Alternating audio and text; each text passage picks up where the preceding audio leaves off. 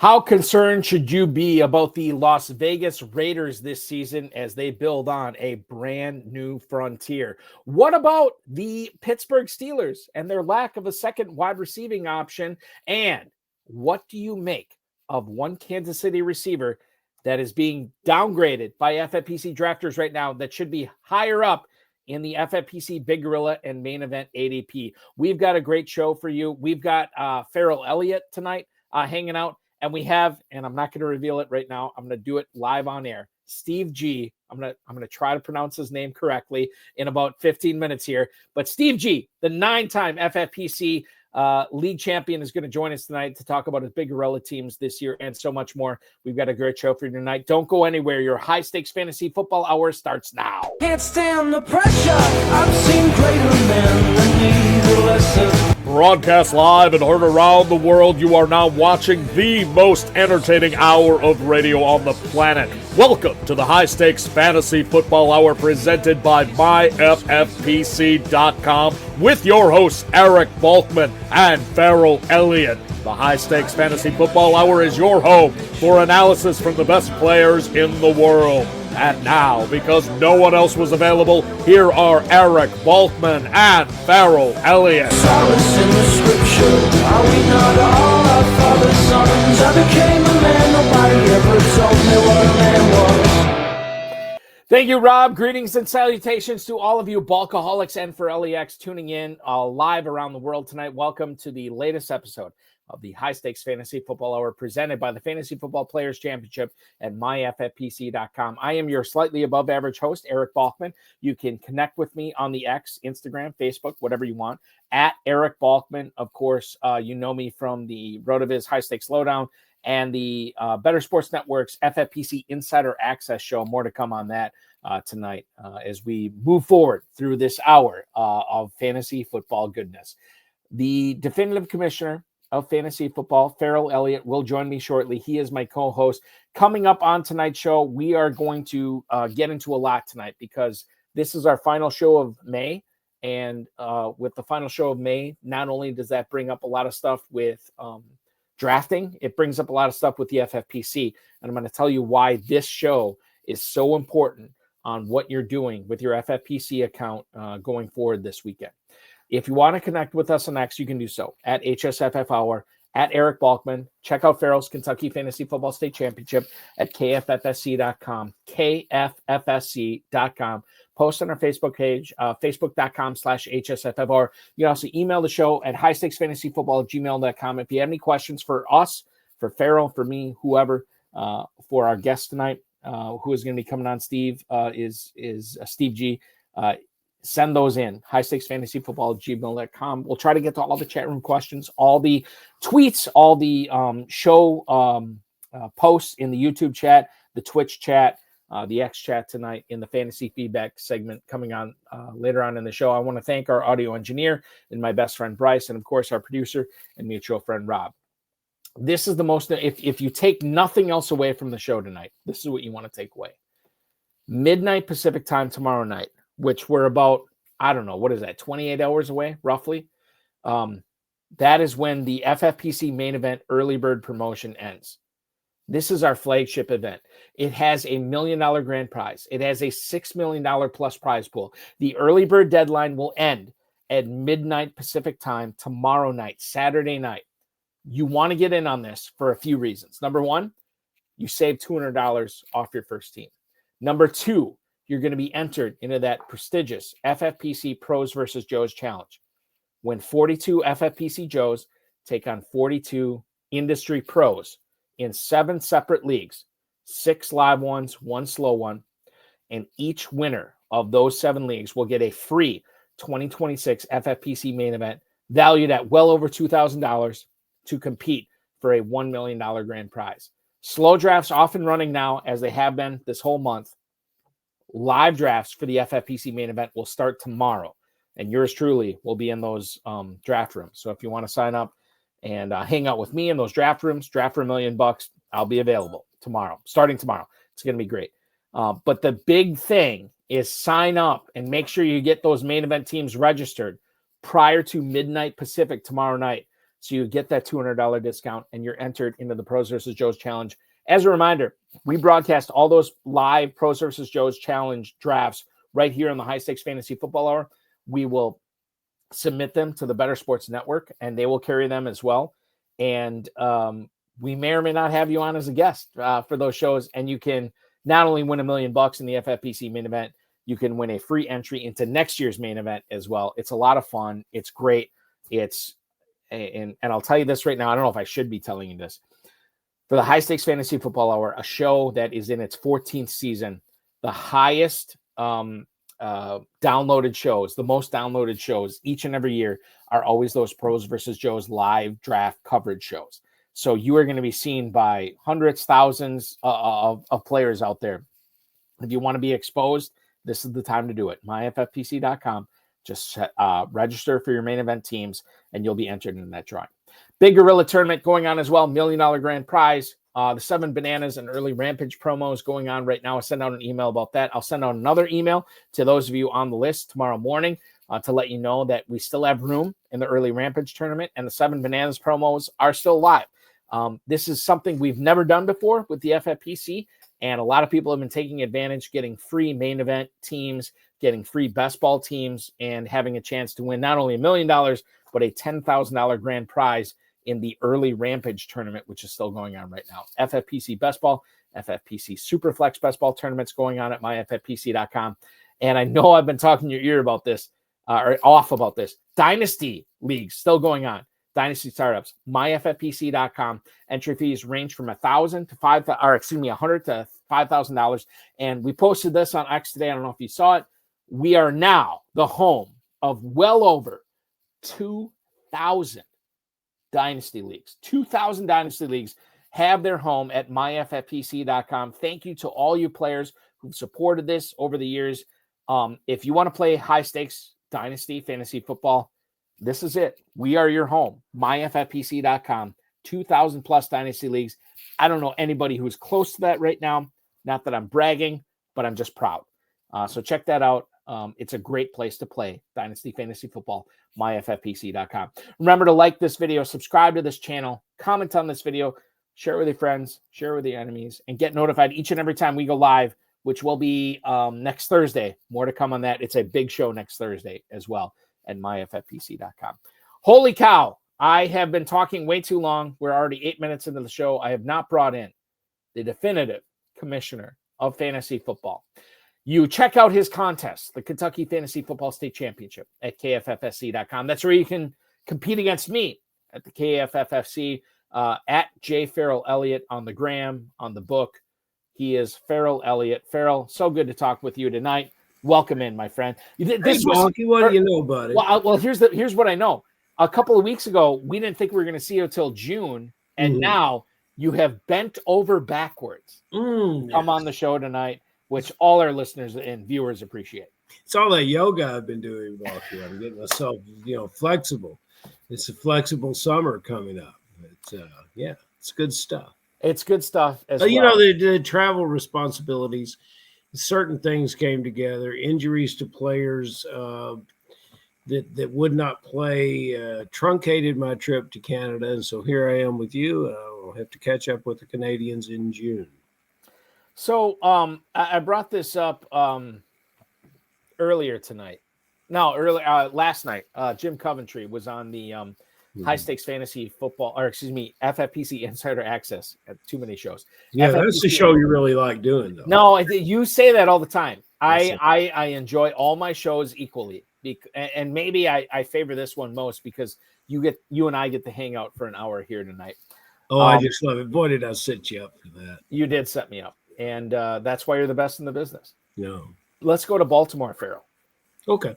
John Harbaugh, who is the head coach of the Ravens, and maybe I'm putting too much stock into this. Maybe I'm not putting enough stock into this.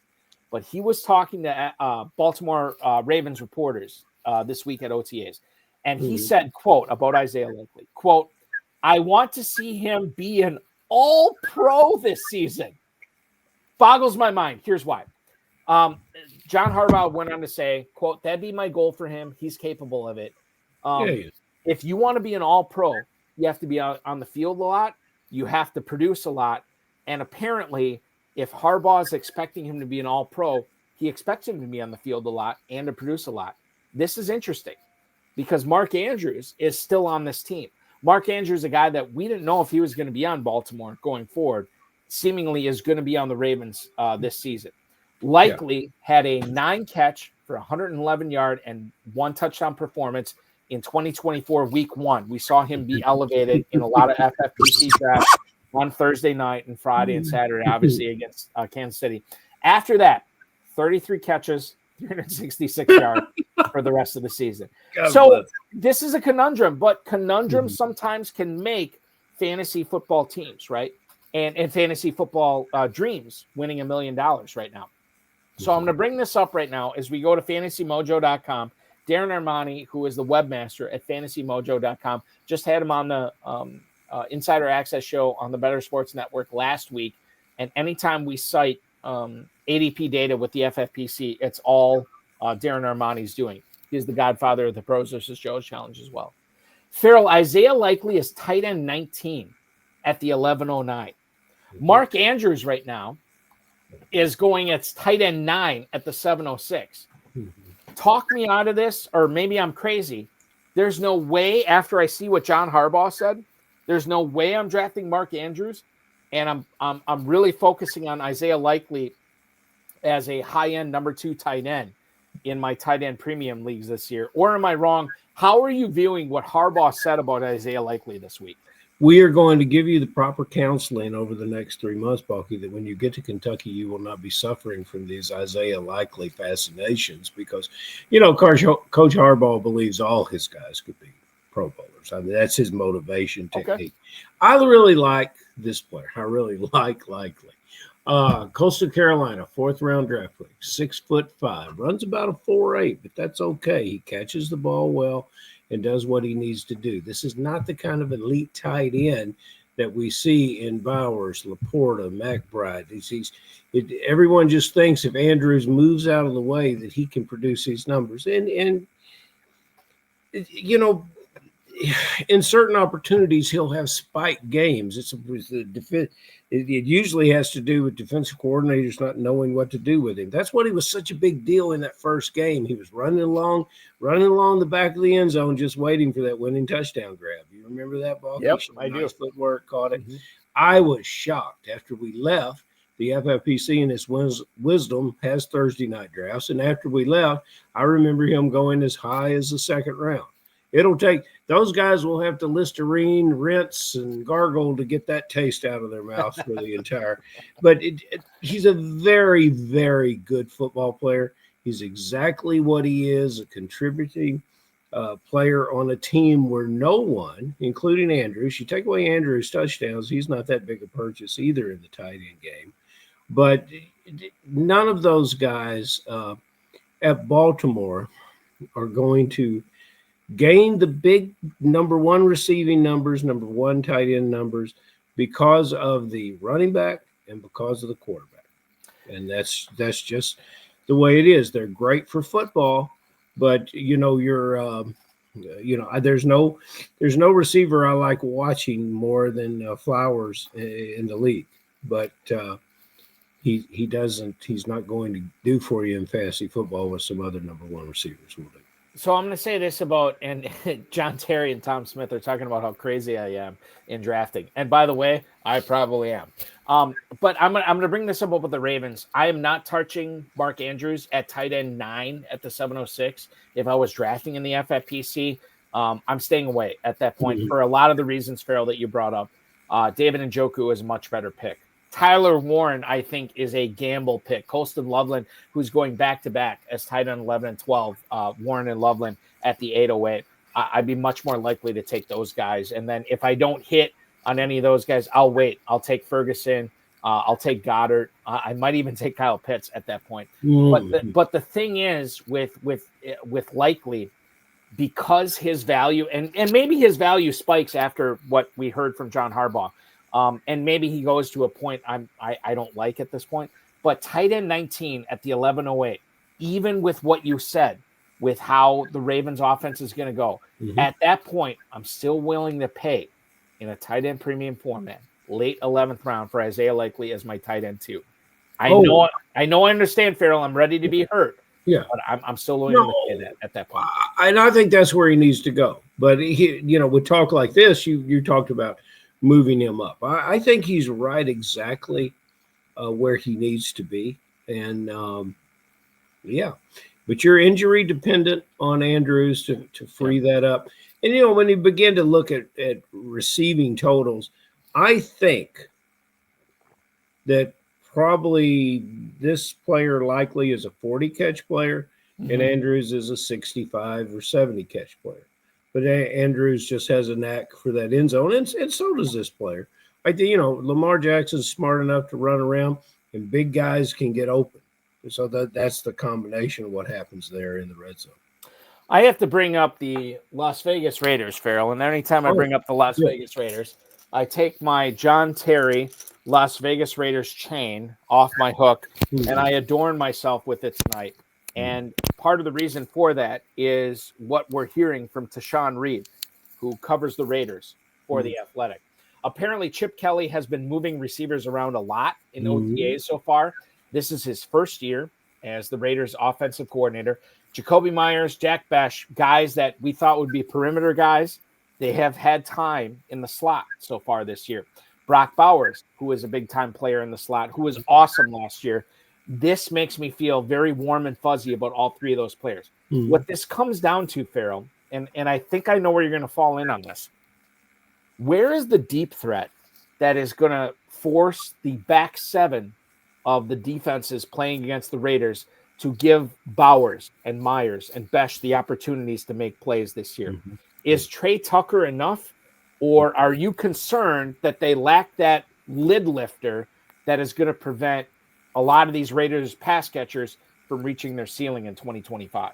Now, they want to extend the passing game as part of the rushing game. It doesn't mean they're going to be boring with it, but they are going to have so much play out of that backfield with the first-round draft pick, and then with Mostert coming in off the bench as a pass catcher. And that's why they're going to move everybody around, because one of those, if they can confuse and complicate the offense to the point that it confuses the defense, that's where your deep down a player just running undefended will become essentially the downfield threat. You don't have to have a motor if you've got the defense out of position and pointing fingers at each other, and that's probably what they're looking to do. And we'll see if it happens that way. This is something that we'll be watching not only through OTAs but mandatory mini camp and training camp. Obviously, we have a long way to go, but if you want to take a chance right now, I think the Raiders are worth taking a chance on at this point.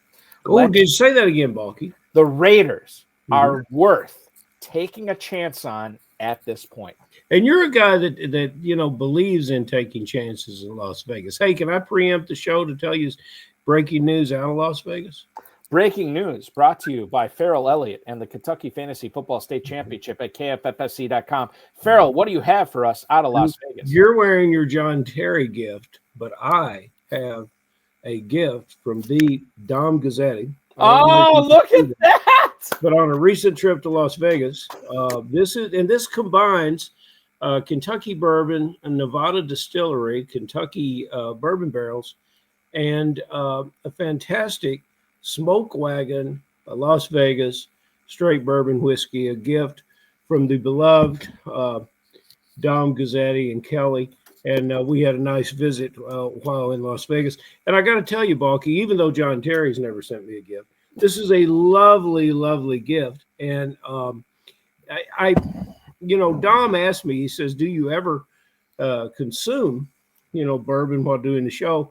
And I said, absolutely not, Dom, because we got to come with our game face. We got to come ready to go. But I must confess that sometimes, the truth is so sacred in Churchillian terms, it must be defended by a bodyguard of lies. So, All right, listen. Thank you, Doms, and that's my breaking news from Las Vegas. Dom and I are going to hang out in about, I would say, a month or so. He has family, believe it or not, Ferrell. Dom Gazzetti is from the old country. Who has family in the old country in Italy. Also has family in glorious Northeast Wisconsin, in Appleton. of all places. It's A amazing. place that you will be hanging out with me in a couple of months. I can't wait. It's going to We be have a great. travel schedule that is just fantastic. It's going to be great. We'll be doing our show live from Northeast Wisconsin. I don't want to say Appleton yet. I think we're going to be in De Pere, but we'll find out. I don't know how to find any of those other places. That's okay. No. I have But a you driver's bring license. that John Terry Raider thing because I've always wondered how I would look in that. And You can wear it. considering that I don't have one, John. But yeah, it was great, and you know I love headed to Las Vegas, the trade show and all that kind of stuff. And I will be quiet about it. In this respect, I got to spend some time with my fantasy football people, and the ones that I miss, I will be returning. I look forward to seeing other fellas out there, including our beloved Richard Ross. So yeah, it's good stuff. So more good stuff here. I want to bring on our guest tonight. That's what we got to do. I want to bring up, well, maybe we'll talk with our guest tonight about the Steelers pass catchers and Rashee Rice to find out how he feels. Yeah, why not? But I want to bring on our guest tonight, a guy who has had a lot of success in the FFPC last year. He's had a lot of success in the FFPC as long as he's been playing in it. And I'm looking very forward to drafting against him in KFFSC this year. He is the 9-time FFPC league champion, and he is joining us tonight here on the High Stakes Fantasy Football Hour. And I won't butcher his name yet. I will butcher his name, but I won't butcher his name yet. Please welcome onto the show the 9-time FFPC champ, Mr. Steve G. Stevie G, welcome there he in. is. Boy, How what's are you, going man? on? Yeah, What are you talking about? I already don't want to draft against you. One KFFFC draft, and I'm white flags getting raised here. you and I were already in a KFFSC draft. Was that main event or was that a draft master? I can't remember which. No, one. it was a main event. Main event. No, it was a main event. Yeah, there's a main event. One. And you are, like, for anybody who is wondering, you are Fantasy Sopranos in KFFSC right. and FFPC. I got a gift too, not just you and Ferrell. I have a gift right behind me that was sent to me. A nice Sopranos poster from somebody. Who sent that to you? Was that Ferrell? My friend, yes. He said, "Welcome to the KFFFC. Here you go." This family Sopranos, the That's family it. Sopranos drive. I had to send it on up. I had to send it on up to the Northeast, and I'm glad to see it's got such a nice place on the wall. That's How it. you doing, Steve? Steve, I'm doing great. How you guys doing? Glad we got good. all kinds of fantasy stuff going for you. I am ashamed to admit this, Steve. Don't say it, Boggy. No, I'm going to. It doesn't, and maybe the people watching this and viewing this and listening to it don't care. But I graduated from college with a double major, and one of my majors was in radio, TV, film. And part of that radio, TV, film major, we had to watch the pilot episode of The Sopranos, which I absolutely loved. And here's the part that's bad. I have not watched another episode of The Sopranos since then. Which, like, Well, it's just, you know, if you it's a good want to hang binge up, I understand. But listen, the Sopranos, it was a great show. There's a lot of us that draft. There's about 6 of us, so we kind of came up with that one day. It actually started on. We were going to put in a team. The kids watch, listen to the XM radio. So when John Hansen and Kaplan, before they retired or left the air, they had the ACI. So we were going to make a video. I had the bada bing. I called the owner. I was going to get that rented out. We were going to send a video. So that's how it started with Hansen on air. We were cracking up. I had called in. So, it was good. So we kind of kept it from there. It's my understanding, and Hansen, like, I still have communication with. It's my understanding he's retired from SiriusXM, but I don't believe he is, like, I will never be on SiriusXM anymore. I think they're coming back the first week of July. So what that is going to be, it's going to be Paul Kelly. It's going to be Joe Dolan, who's going to be coming on the Insider Access FFPC show with me here in a couple of weeks. I think it's going to be them. But the way that Hansen teases it on his podcast with Brian Drake for Fantasy Points, he makes it seem like he is not totally done with SiriusXM. No, so I think he's going to be coming on again. Yeah, I think so. He's going to be coming on. He's doing it so many years, listening to him so many years. He's not going anywhere. He's We're all junkies. We are. And Steve, I want to throw this out there right now. And I practiced this, and maybe I'm wrong. And you told me just, hey, Balky, call me Steve G tonight, and I'm going to do that. But I want to try one crack at your last name here. Go ahead. The 9-time FFPC champion joining us tonight, Steve Georgalos. Is that right? Close. How close was that? Say it again. Say it again. LIS, like Tyler Shuck, Show, Steve Georgalos. Georgalos. So think about Dallas. This is and is this a Greek name? Yes, it is. Greek. Okay, there you go. 2 Greeks. Oh, it's Irish, Balky. It's Irish. Hey, Balky, the whole man, you are being thrown under what do you want from the guy? You are being thrown under a deluge of buses over here. And what did we just talk about? The truth and how it must be guarded. And you just went out there and said, ask Steve what he's doing for a living, and let's get into this. I got some things to learn from it. Yeah, so Steve, I don't know about that, but okay. Well, here's the thing. Like, I know you're playing a lot of KFFSC, FFPC this year. We want to get into that shortly. Before we do, tell the listeners, when you're not winning all these FFPC leagues, what you're doing for a living to make a buck. So I have an insurance agency amongst a few other hospitality businesses, a couple of restaurants. I actually own a nightclub. So I keep myself busy. I'm going to cut that out to play more fantasy football, actually, though. Insurance, nightclub, and all these other listen, you are setting yourself up for a lot of free time to be spending on waivers and drafting, like whatever it is. Walkie, the nightclub's great. I get to meet ex-NFL players. Okay. So can you share any names? Who's hanging out at Well, listen, I tried to get Arian Foster's scripted playbook over a bottle of tequila, but it didn't work. So at least you tried. You need to know, right? At least you tried. Good for you. I made a valiant attempt. It's wonderful. Well, Chris Godwin might make his way into your nightclub.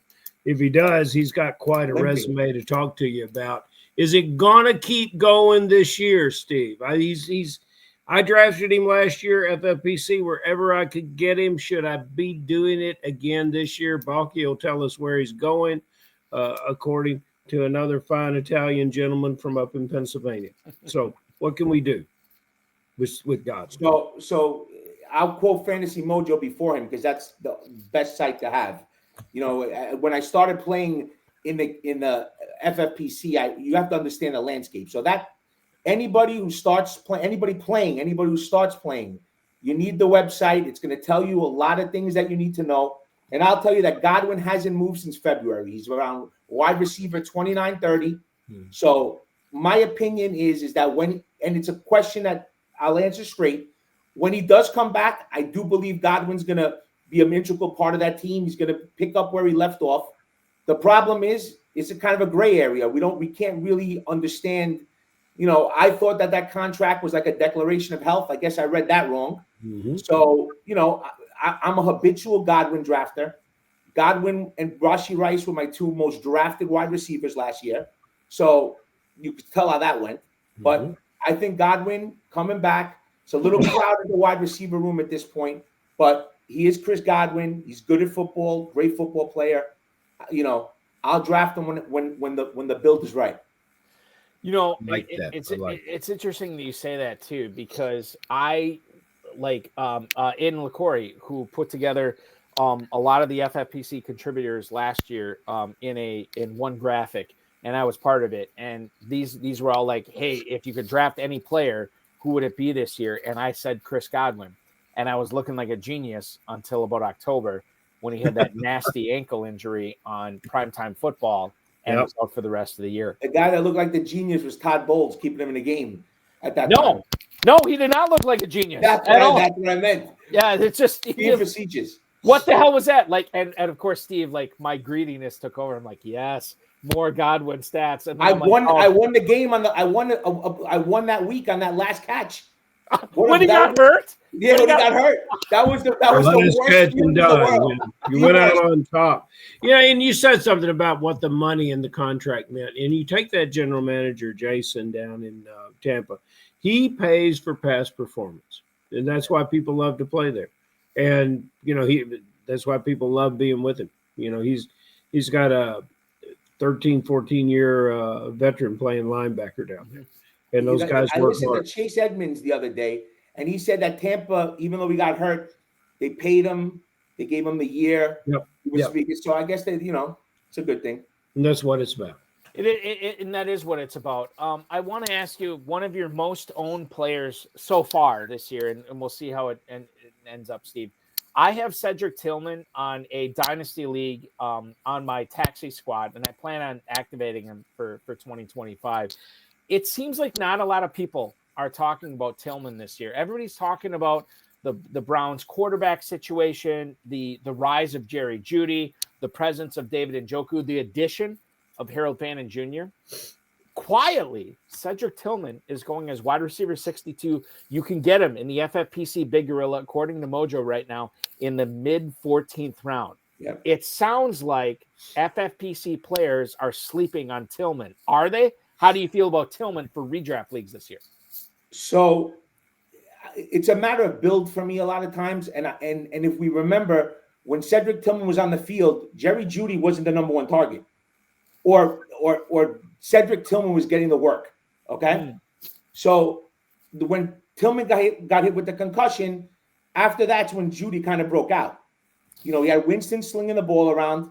He broke out after that. But Cedric Tillman, I kind of think that it was a lost season and they didn't bring him back. I mean, that's kind of some of the stuff that I heard, that yes, he had the concussion, but they didn't think they wanted to rush him back based on the fact of how the season was going. But I feel Cedric Tillman's of value. I do a lot of 0 RB builds. So when I'm going to the 14th, sometimes even the 15th round, and I'm looking to grab another wide receiver in my second tier of wide receivers, Cedric Tillman, one of the guys I look for if he's there. Tillman, hold on, Ferrell, just real quick. I want to piggyback on this. Tillman, started 6 games last year for the Browns, 29 catches, 339 yards. He did get into the end zone three times. So we've heard your Steve. We've heard your talk about Tillman. I want to get your take on why you do a lot of 0 RB builds and I'm assuming this is redraft leagues, non best ball, whatever, managed leagues where you have to switch in players week to week. I've been turned on by 0 RB over the last few years. Ferrell, I cover your ears. I know you're not a huge fan of it, but I do like to do it a few times in my leagues every year. And I want to get your thoughts on why you like to do it in an FFPC format, why 0 RB seems to be a good format for you, a 9-time league champ. Well, this year could adjust a little bit, but historically, I feel that there's a big drop-off on the high tier wide receivers. So when I'm going 5 rounds and I'm looking to take these high-end wide receivers, and I feel there's value on these running backs, okay? Yeah. I try to take advantage of that. Rookies, second-year guys that I think have a lot of upside. And I try to incorporate one tight end. Last year kind of burned me a little bit. I incorporated 2 a little too often. I had Trey McBride, but then I was taking Evan Ingram, so that didn't work out. And I didn't work out the way I was hoping to. But I try to do that. Just it's a preference. It's not a rule. And also depends where I'm drafting from. So if I analyze the first round and I have an early pick and I feel at my early pick I want to take a running back, I'll go, anchor RB, and I'll go from there. If I'm later in the first round, most of the time I like to try to take a stud wide receiver if he's there, a CeeDee Lamb, a Malik Neighbors, Brian Thomas Jr., whip around, hopefully to get Puka Nacua? Would you include Puka Nacua in that? So I'm not a big Puka guy. I was a big Puka guy the first year, his rookie year, when he was going late and picking him up, off waivers. And I wasn't in on Puka last year at all. I think if you look at my drafts, I might have had him in 1 league. And it's just a matter of I didn't think the cost was there. I was wrong that he's a great player because this year I'm probably a little more in on him. But last year I avoided him. He got hurt. And, I looked like I was right, but Puka is a good player. I'm starting to get a little back into him now. So I'm definitely more inclined in that back part of the first round to look at Puka Nacua. Okay. look at a Nico Collins. If Derrick Henry's available, which he hasn't been for me much this year. Last year, I had a ton of Derrick Henry on that turn. I had some Saquon Barkley. I got off of him late, Barkley, because I was worried about the tush push and vulturing touchdowns. I was very wrong on that. But if I can get guys like Derrick Henry last year and Barkley, I took them in the second round. This year, I'm a big Bijan guy. I think the guy's steady Eddie. I mean, he stays so far for his first few years. He stays healthy, and that's a big part for me. I don't like to draft too many guys that have an injury history. I try to stay away from them. But that's kind of like my logic, and it all depends. Again, like I said, I love the 0 RB build. I have a lot of targets that I've been taking on these 0 RB builds, and it all depends on where I want to be. John Terry wants to know in the YouTube chat right now. John Terry, the longtime FFPC champion, he wants to know. God bless it. I'm doing my best, people, right now.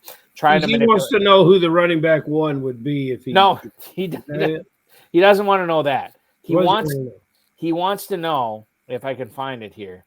Good Lord. Okay, I'll find it here. But Steve, if Steve is doing 0 RB, which running back does he target this year? Thank you, Ferrell. So I've kind of been targeting. I mean, I have a board pulled up. I'm in a slow main event draft, right? So I came in here. Let's find myself here. So I actually didn't go 0 RB on this one, but we'll get into the next question. But I kind of start with Cam Scatterbo. I've been taking Tootin. I've been kind of switching off between Aaron Jones and Jordan Mason. I have some Jalen Warren. I feel in the 8th and 9th round. I mean, the 9th round especially. I'm into him. So it all depends. It all depends who's there, obviously. Quinshon Judkins, I've been taking a little bit. Caleb Johnson, I've been taking. Because I feel that a lot of the rookies, we all get rookie fever. But I think it's landing spot and path. What's the path to getting snaps? So, in my opinion, Caleb Johnson, and not everybody's not as high on him, but I think Caleb Johnson in that offense has a path to getting a lot of work. And I also like Jalen Warren, so I feel like I'm going a little back and forth depending on who's there and where I'm at. Quinshon Judkins the same way. I mean, I think he's got a path to getting a lot of work. I'm not as worried about Dylan Sampson, and I'm not worried about Ford at all. So that makes perfect sense to me. And to continue with the Browns discussion here, Steve, if you are going 0 RB, where you're hitting up all these wide receivers and tight ends early, Cedric Tillman is a guy that you will pound after you get your running backs, right? Absolutely. Okay. All right. Fair enough. And that makes perfect sense. Let's get into Seattle here, Ferrell. Well, I want and go ahead. Yes, and what I heard in all of that, and you said it twice, depends on where I'm drafting. And Balky, you said I'm not a fan of the 0 RB. Hell, I'm a fan of what anything makes sense. But I will say this: I'm sitting at the number 12 spot. Everyone is drafting wide receivers. At the number 12 spot, I end up with Barkley and then Taylor. It comes back around, I end up with Henry. Yes, 3 fantastic running backs. Taylor a little bit down on the year, but my point is I ran out of healthy receivers. And so everyone can dip in just a little too much. So let's go to Seattle. Steve, when we first started talking on this show, I tried to convince Balky that Walker is just as good a running back as Breece Hall. And after that first season, it looks like I might have had something going, but it's gotten tough. And Walker dropped below 4 yards a carry in Seattle last year. Is 2025 a bounce back year for him? And we hear talk about trade rumors and things like this. Your thoughts on what you might do with Walker, and if you're 0 RB, he's certainly a guy I would take a risk on. So I'm in a slow draft main event, and in the 4th round, I took Kenneth Walker. Okay? Mm-hmm. Now, I don't draft a lot of Kenneth Walker, and I'm going to tell you my reasoning why. And I think he's uber talented, and I think that he's as good as Breece Hall. My problem is the guy can't stay healthy. I believe that oblique injury he has. I had read somewhere, and you don't believe everything you read, but I had read somewhere that should require surgery, and he's not doing the surgery. Okay, I either read it somewhere or heard it somewhere, but it kind of makes a little sense that he really doesn't heal right. It comes back almost every year. So I took Kenneth Walker in the 4th round, and although I'm not a monster take my own cuff guy, I took Zach Charbonnet in the 9th round because I just I don't believe that he's going to stay healthy. So, that's just my thought on it. But if he is healthy and he can't stay healthy, this guy's a league winner. Bottom line. That's the risk I'm willing to take. Although he hasn't stayed healthy. That's the problem. And the other thing, and you guys didn't mention this, but and I know it's a day 3 pick and it's probably a throwaway pick, but I think Damian Martinez more represents the skill set that Kenneth Walker has as opposed to Zach Charbonnet. And I can't remember who I was listening to about this within the last week or so, but they were talking about kind of the reason why Seattle ended up going with Charbonnet was because he represented a different type of running back than what Kenneth Walker was. And now for whatever reason, and I shouldn't say whatever reason, for what it's worth, Kenneth Walker, even after they drafted Charbonnet, he's still been the lead guy there. So obviously the coaching staff still like Walker over Charbonnet. But when you add Martinez in and you have these, supposed trade rumors coming in with Walker, I think we have to take notice. And I am still on team Walker will not be traded. That's how I'm drafting these Seattle running backs. But I understand the potential for him to be on another team starting. Well, when there's smoke, there's fire. So yes, we could say no, we don't believe in, and we are what we are. But where there's smoke, there's fire. Damian Martinez is great. I love them out of Miami. So, and everybody believes in the NFL you must have 2 running backs. Just ask Harbaugh. At least 2. At least the Harbaugh and Chargers. At least the Harbaugh out in the other one might just need 1. I don't know. Well, when you have Derrick Henry, I mean, you're good. You're good. So let's get into another running back situation here, Steve. Tennessee, for the umpteenth year in a row. Let's don't talk about anything. Let's go 0 wide receivers and don't talk about anything. But here's the thing. 0 wide receivers. Yes, 0 wide receivers for tonight. Let's just talk about running backs. If you are going 0 WR, you are not going to. You're the right show. Yeah. Wrong guys. But if you are going 0 RB, I think one of your first running backs that you could choose is the Titans running back, who is going to have Cam Ward under center this year. Calvin Ridley, Shamir DK, Alec Almenar, Chigakonkwo. There's a lot of playmakers there. And I think this will indirectly or maybe directly affect the Tennessee running game. Steve, if I were to ask you who the correct running back is to draft in the FFPC Big Gorilla Tournament right now, and I'll tell you right now, Tyjae Spears is going off at running back 44 at the 11:04. Tony Pollard is going to be going off right now as running back 28 at the 7:05.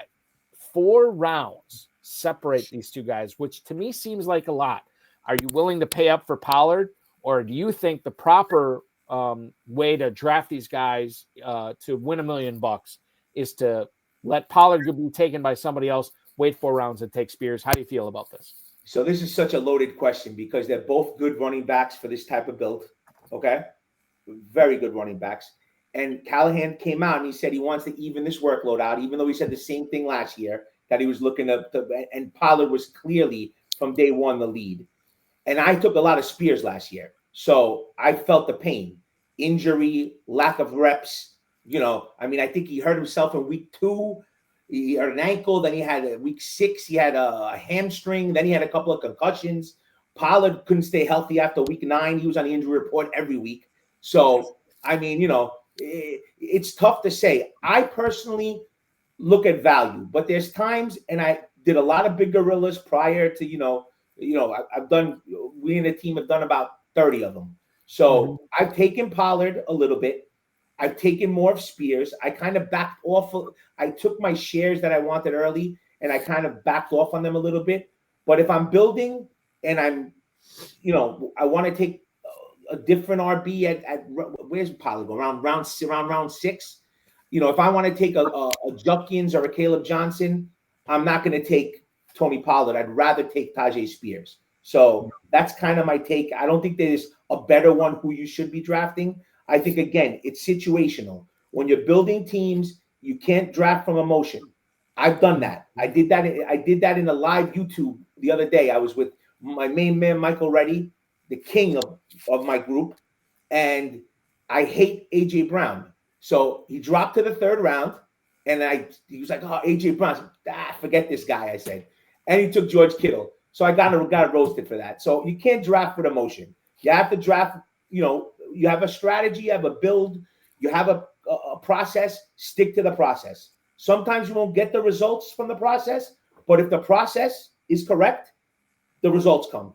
That's my opinion. They do, and that's the thing. It's all about process. By the way, the process of pronouncing Eric Balkman it has been called into question with Adam. You Hahn. have the gauntlet thrown at you. I don't know if I'm mispronouncing it. I thought it was Balkman.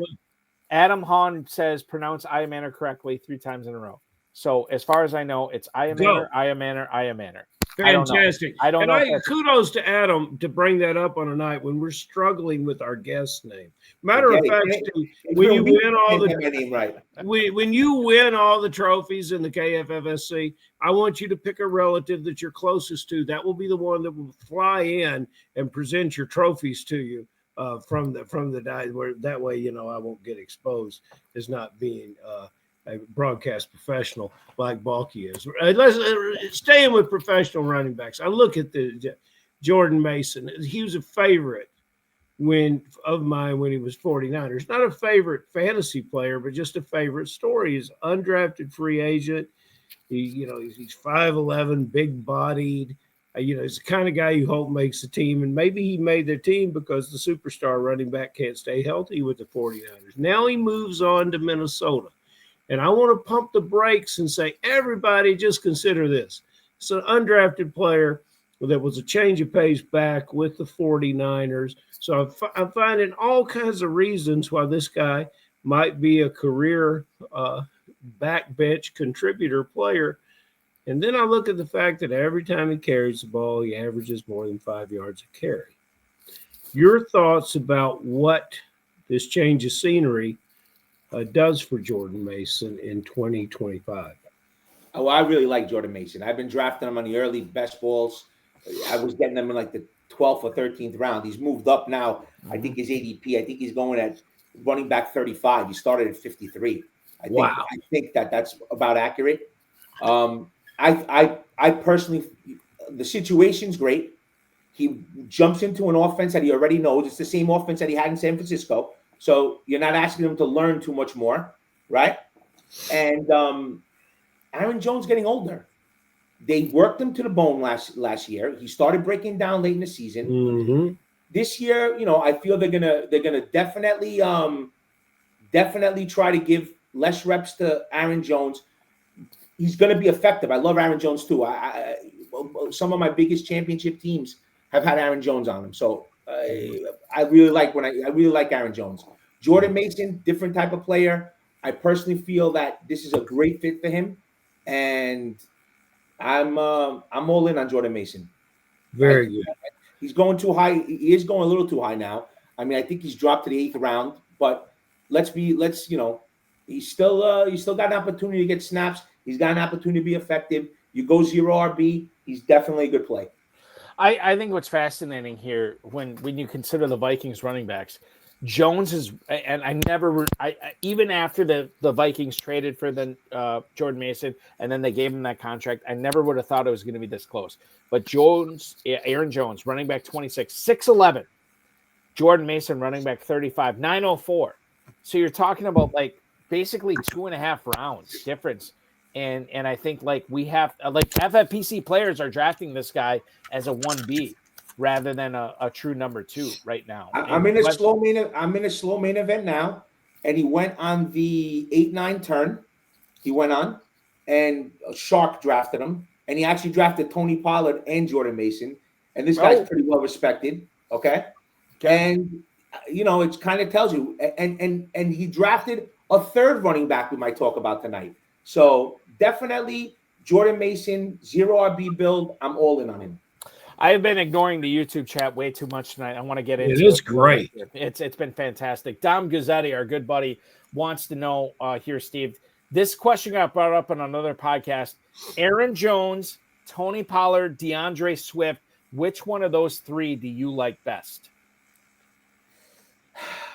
You know, I'm going to say something, and it might end up a year from now, you guys telling me, what was I thinking? But I really think Swift has a lot of upside. He's disappointed us year after year, but I really think with Ben Johnson's offense, and, you know, we talk about that, you know, he's not Jahmyr Gibbs. He's a very poor man's, a broke man's Jahmyr Gibbs. But I do think that he has some kind of potential in this. I like Tony Pollard, but I don't think he's going to be anything, you know. I don't think he's going to be a RB1. And Aaron Jones, he's getting older. They're going to cut his reps. So Swift has a possibility to be the best one out of these three. You know what's fascinating is, and like, I guess, you know, if we're drafting in May, we are taking advantage of drafting DeAndre Swift where he is.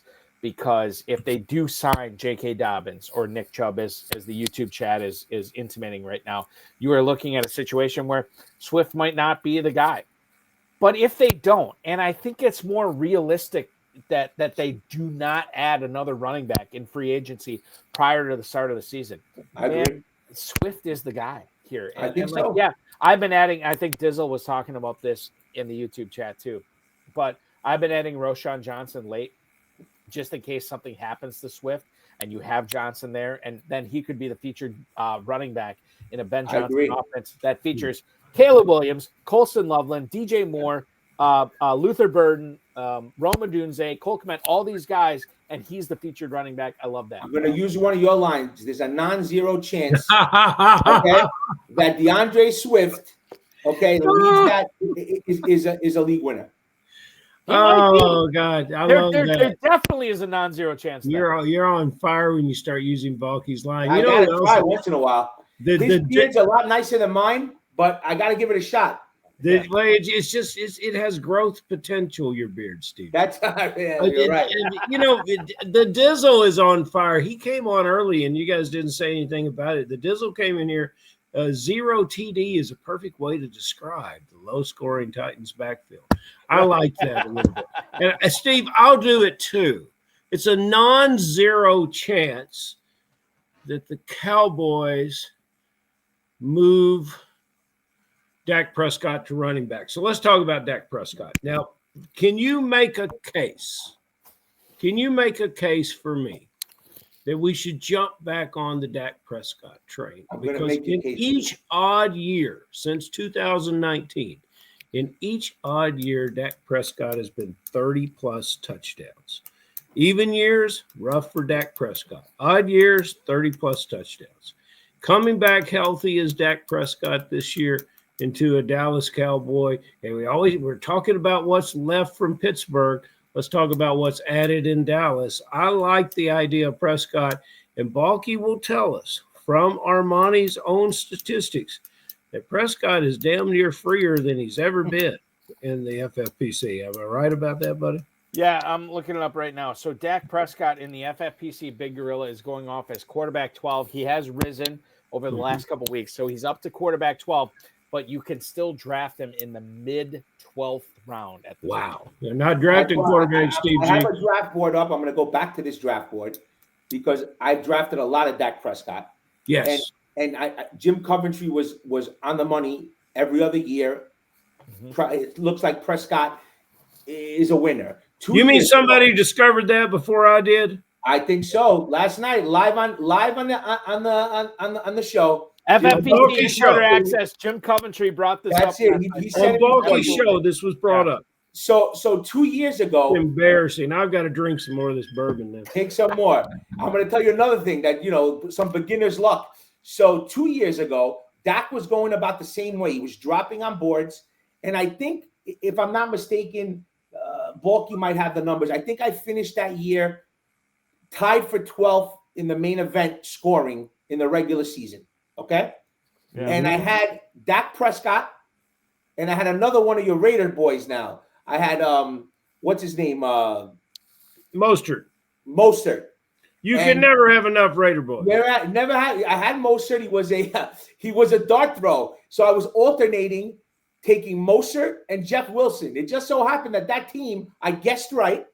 I had Dak Prescott. I want to say I had CeeDee Lamb. I had and it just came together with Mostert. But Dak, I love him. I'm going to keep drafting him. If I get him I got him in the 14th round 2 weeks ago. So I got 12th round, 14th round. I haven't drafted a quarterback. Dak Prescott, I'm in all day. And in the 20th round, I think I will be too, Steve, with your endorsement. There's some guy named Boogerman Freeman on here that says Dak will be on waivers by week 5. Boogerman's going to have to go back to remedial general manager school. You can't do. Oh, wait, no, it's Borger. Well, Mr. Freeman, that's not correct. It's Devontae's brother. That's I think who it is. Okay, so here's the thing.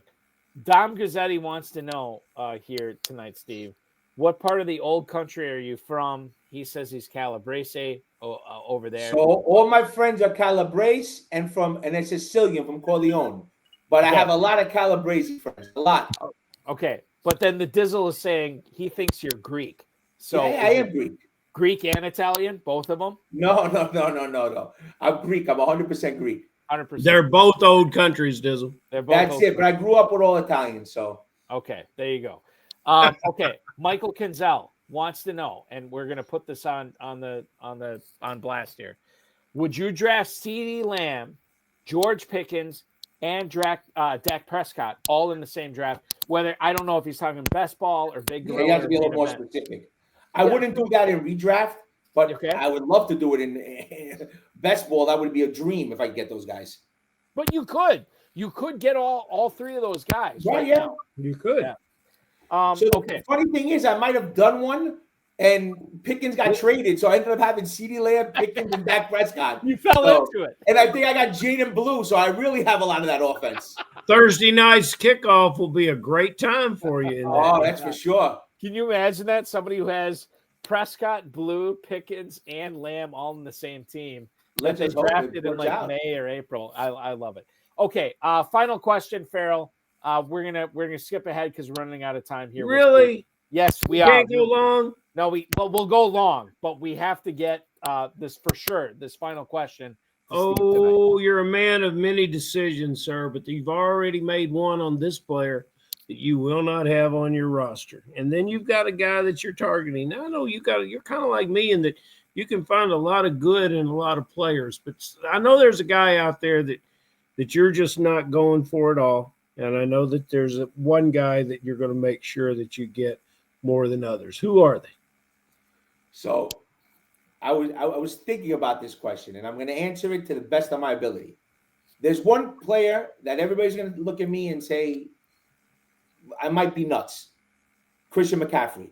I don't want any part of him. I didn't draft him at all last year. 0 I drafted of McCaffrey. Balky, you could pull it up. And I drafted a lot of teams last year, and I had 0 Christian McCaffrey. I just feel that the risk and reward, there's a lot of reward, but the risk of taking McCaffrey where he's going, he's creeped into the first round, I think, in a lot of these FFPC drafts. So he's creeping into the first round. It's not, for me, it's not something that I want to get involved in, right? But again, it might shoot me, I might get shot in the leg at the end of the year. McCaffrey's RB1 league winner, and it could happen. For me, I would rather go a different route at that point. I'd rather take Derrick Henry than take Christian McCaffrey. I can see that. So I'll just, before you get to the rest of this question, I'm just going to point this out.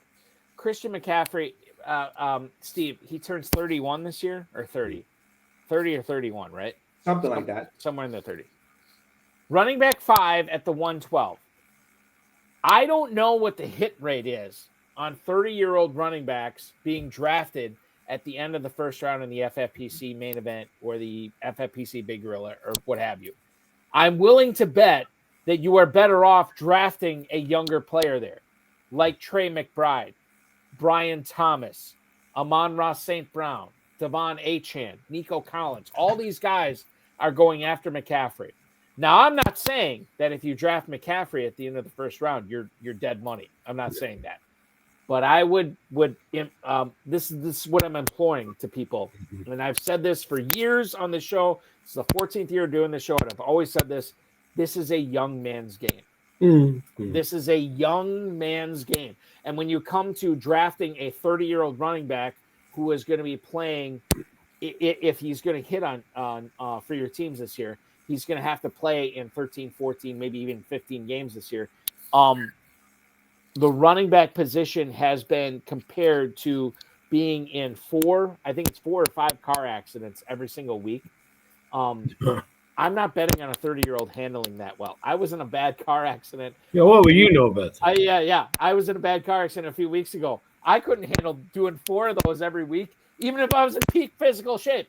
So to your point, Steve, I understand where you're off him in 2024, and I 100% understand why you're off him in 2025. I think the pastures are greener elsewhere.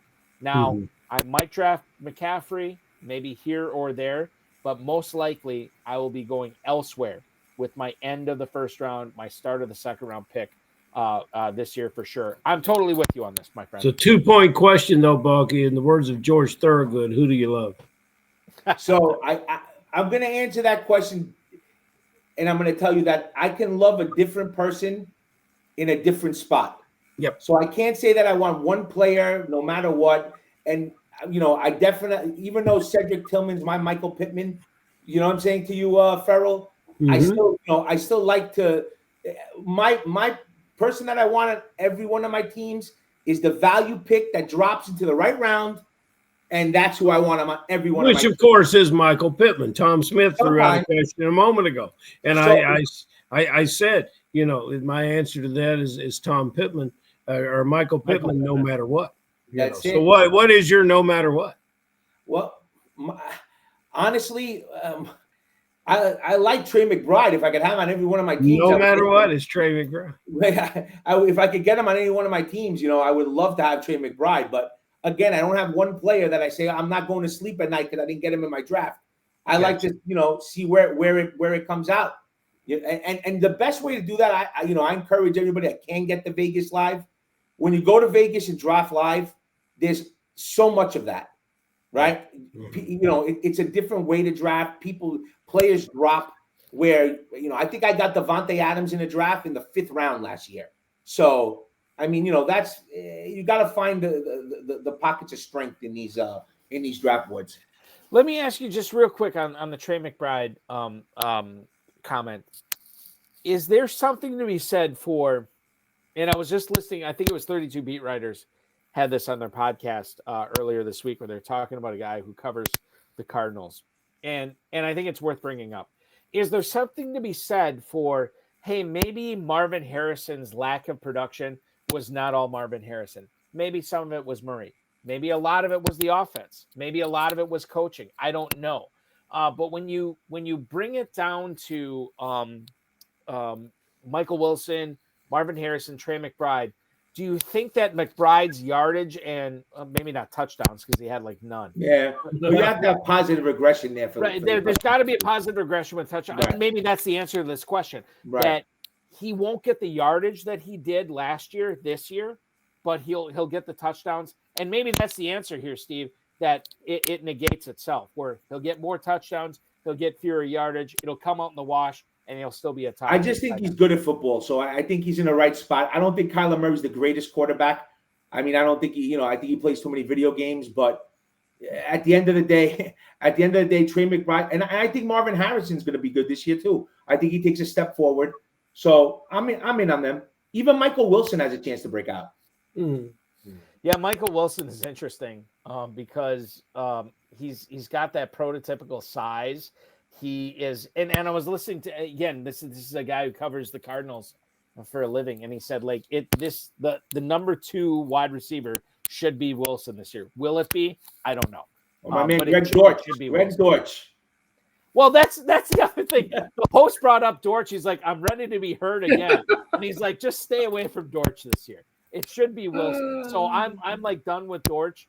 I'm like, I'd rather Done with Dortch. done You know, with that's a good one. my latest KFFSC team name. I would be more likely to draft Brandon Cooks, the New Orleans Saints, in the 28th round of an FFPC league or a KFFSC Draft Masters than I would like Greg Dortch this year.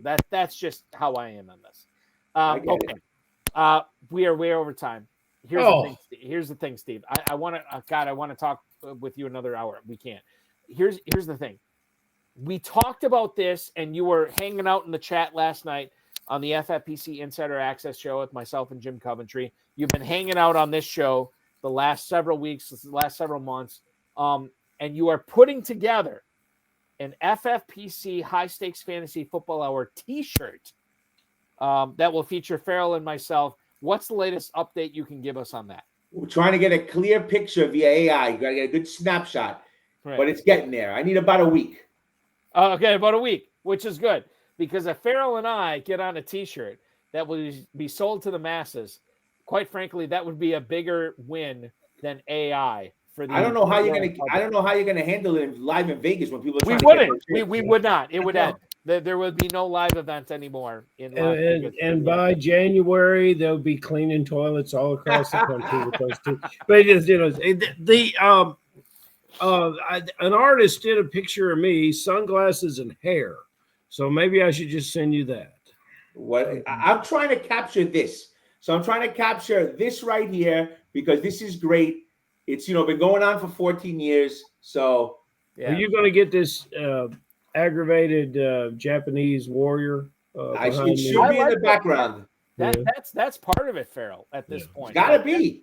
Yeah, that's part of it at this point. I got my my Game of Thrones All Men Must Die. I got my Seinfeld. If I can. Yeah, he's over there. So I'm going to tell you a little secret. You told me you saw the pilot only of The Sopranos. Yeah, that's the only one I've ever seen. I was hoping we could. I've probably only seen the pilot of Seinfeld. So everybody's a big Seinfeld guy. So we have something in common. All right. So Steve, I'm going to tell you this right now. I a few weeks ago, I said I was going to make a point, and I've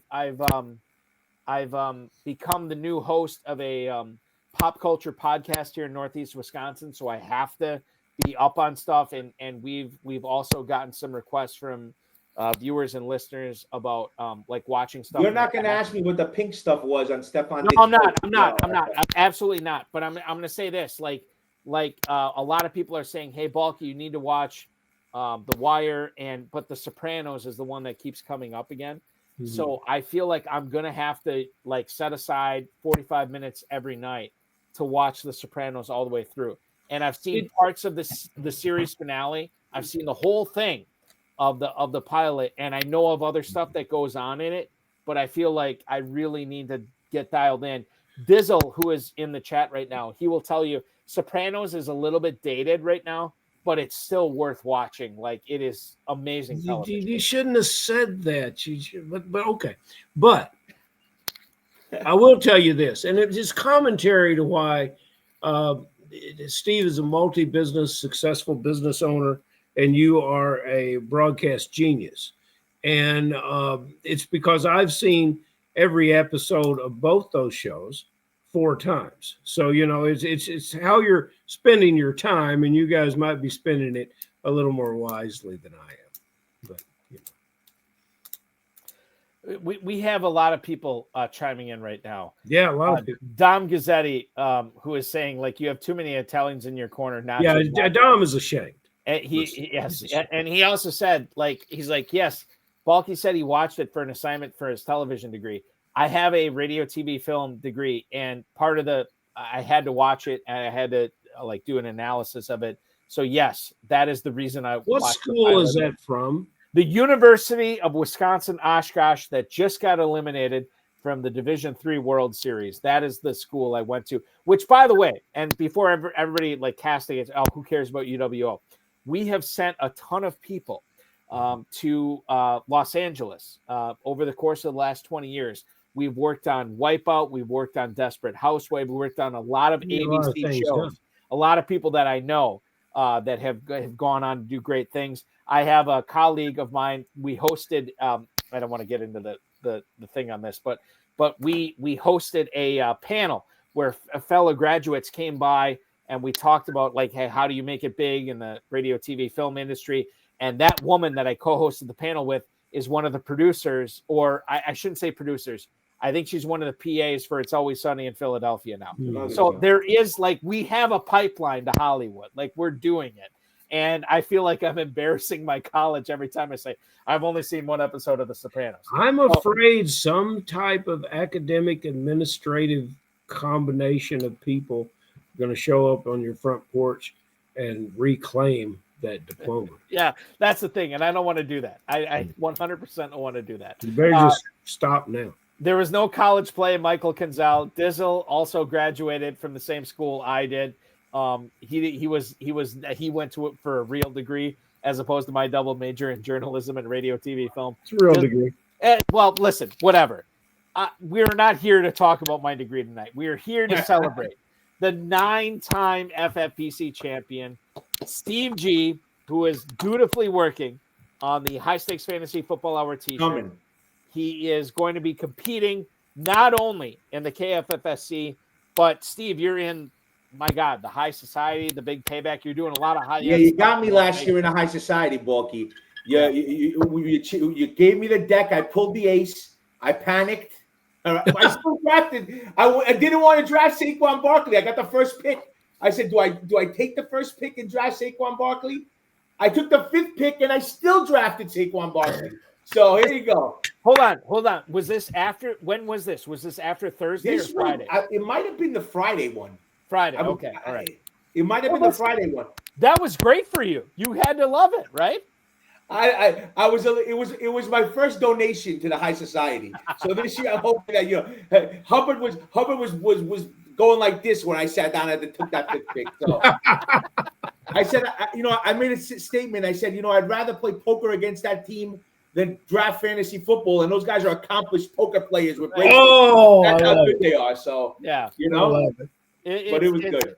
So much fun every single year, and I can't wait to have you. I'll be facilitating those drafts again this year. We've already competed against each other in KFFSC. I'm sure that will not be our only league that we have competed against each other. The Fantasy Sopranos franchise, owned by Steve G. Ladies and gentlemen, the guest on the High Stakes Fantasy Football Hour tonight. My God, what a great time. Time has flown by.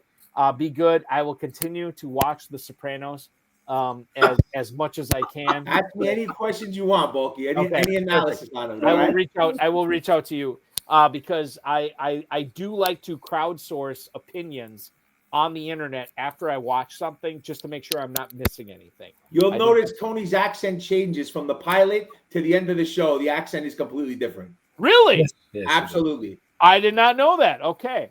I'm very excited, because I watched the pilot, which I know is a famous episode, but the other one is it the what's it called? The Twin Pines or Two Pines, where they're chasing the Russian guy in the woods. That's great. It's a great line in that one.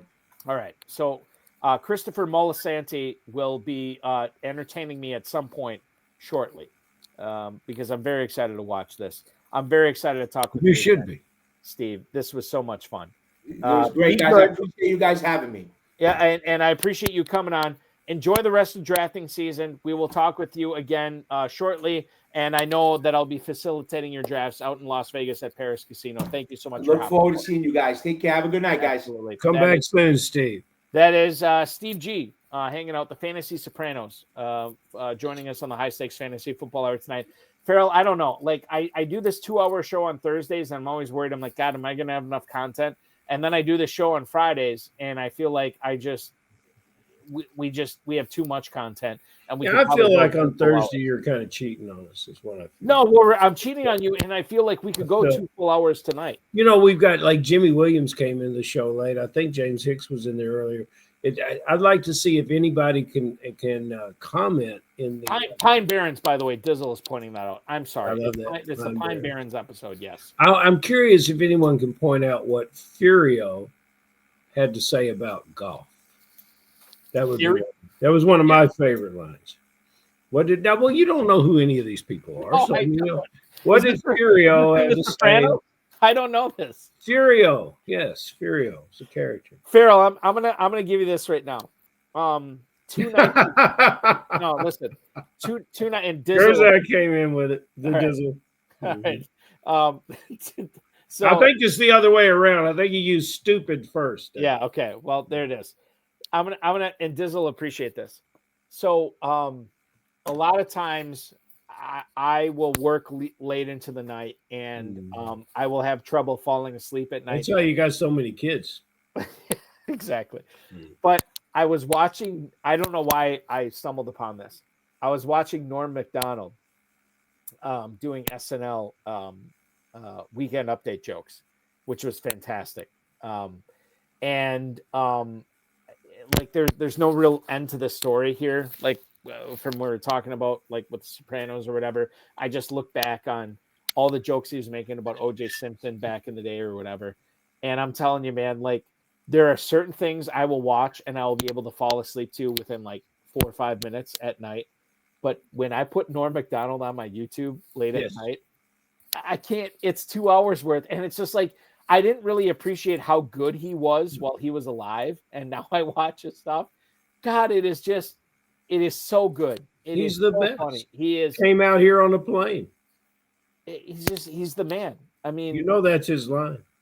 Came out here on the plane. Came out here on the plane. Yeah, you're here, Norm. Yeah, I came out here on the plane. Well, yes. And he had the whole Hitler's dog thing. That was another big, yes. But I mean, like there's like, YouTube videos, like 25 minutes, 50 minutes, 105 minutes long of him just doing nothing but OJ Simpson jokes. And like, it's just, God, the deadpan stuff is so good. And you watch like, you know, these comedians nowadays, like Mark Maron and Conan O'Brien, and they will bring other comedians on and they will talk about those jokes. Yeah, that's all they want to talk about. And again, I don't know how we get on the subject or how I got on the subject of this. Well, you know, you're a well-rounded individual.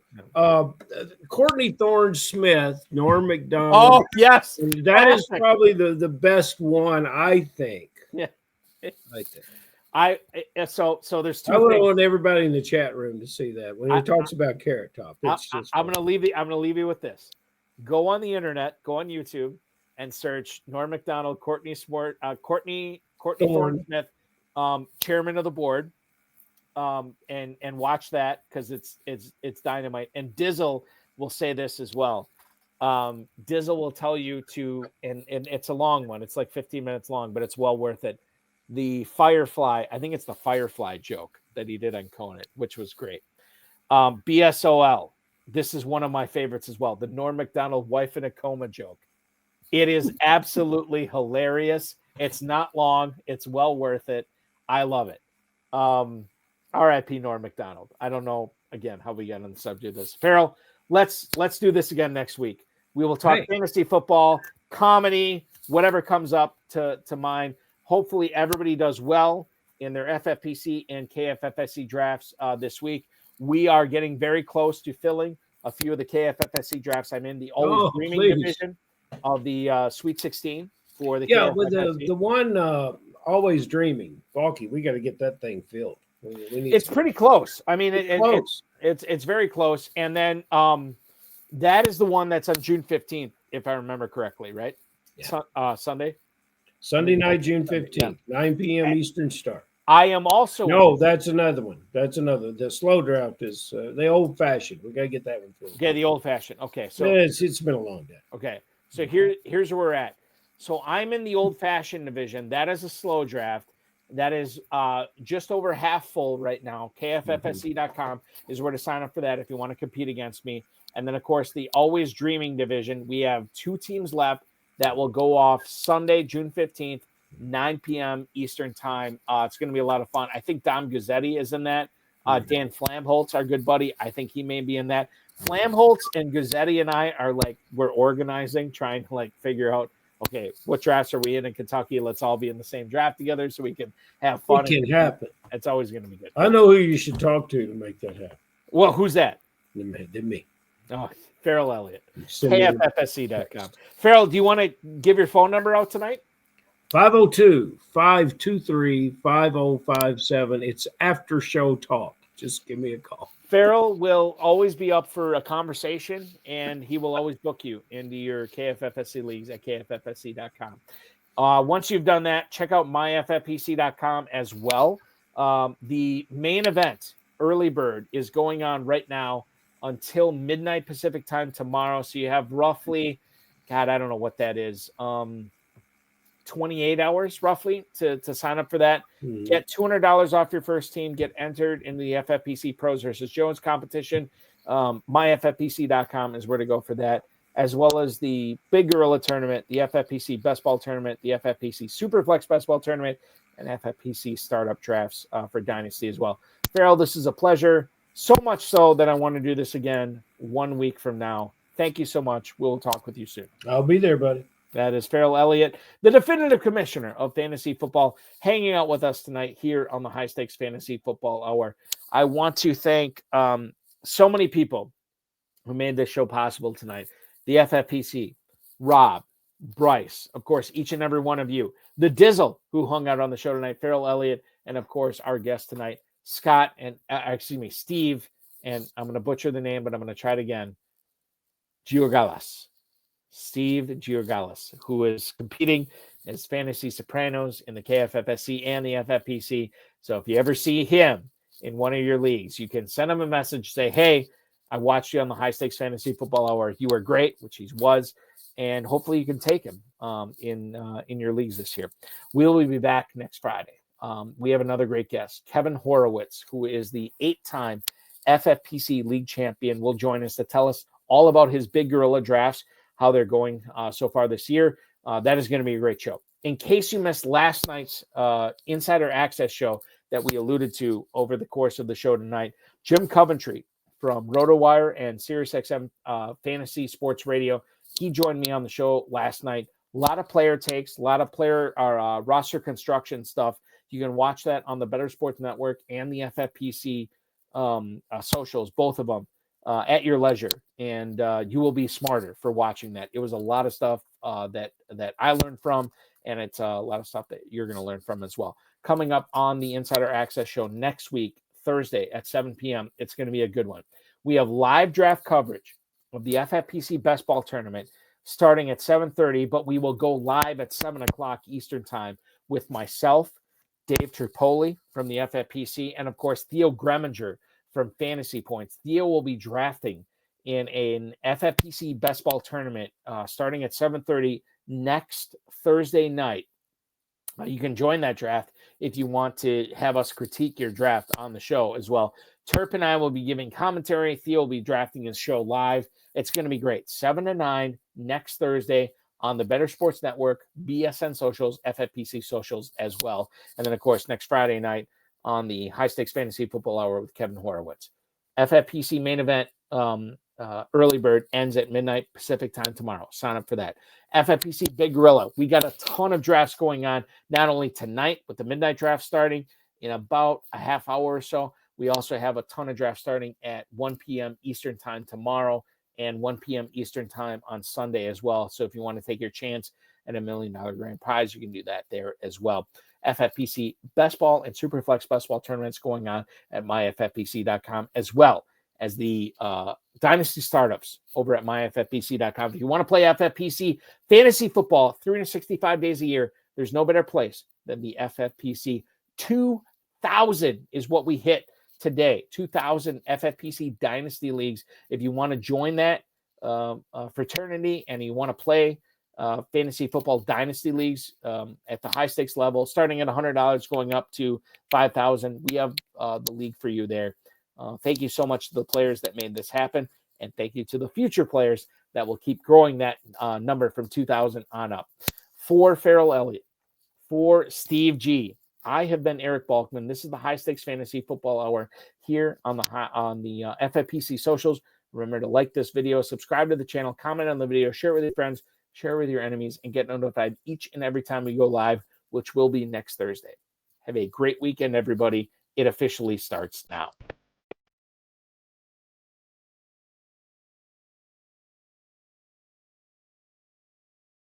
This has been another episode of the High Stakes Fantasy Football Hour presented by myffpc.com.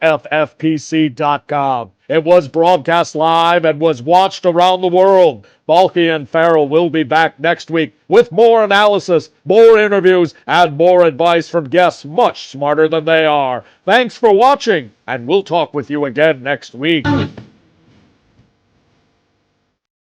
We'll let everybody know this too as well. I know I give you a hard time with like the hard sell with FFPC drafts. I'm just telling you right now, we're at May 30th. Whether you want to draft in the KFFSC or FFPC, not a whole lot of new information is going to come out until August. So if you want to cash in on some really good ADP on players that you believe in or don't believe in, now is the time to do it. Over the next 2 months, you're going to be able to build up your portfolio with some really, really good teams if you are right in what you believe. So if you believe in your convictions that how you think about a certain player or players or strategy or strategies will work or will not work, now is the time to do it, because you're going to have 2 months of free drafting where you can cash in maybe some big time prizes, including but not limited to $1 million grand prize in the FFPC Main Event or the Big Gorilla Championship with the FFPC as well. That is my plea to you. Listen, if you don't want to draft, I get it, but I'm telling you, from a guy speaking from experience who's talked to a lot of champions on this show, now's the time to draft. So get in while you can at myffpc.com, kffsc.com. We'll talk with you next Friday.